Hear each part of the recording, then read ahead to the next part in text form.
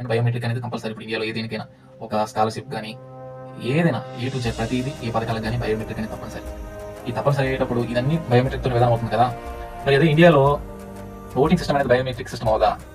చాలా మంది ఈ విషయాన్ని ఏమంటారంటే అది సాధ్యపడదు అని అంటారు. ఎందుకు సాధ్యపడదండి?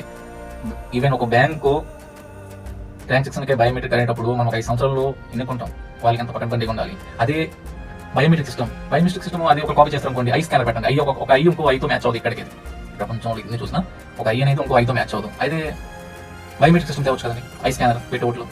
ఈ ఐ స్కానర్ పెట్టడం బట్టి మనకి ప్లస్ పాయింట్ ఏంటంటే ఎన్నికలు విధులు నిర్వహించే డబ్బులు మనకి సేవ్ అవుతాయి. నెక్స్ట్ టైం అనేది మెయిన్లీ టైం సేవ్ అవుతుంది. ఐ స్కానర్ పెట్టినటువంటి ఆ సిస్టమ్ వెంట కనెక్ట్ చేసుకొని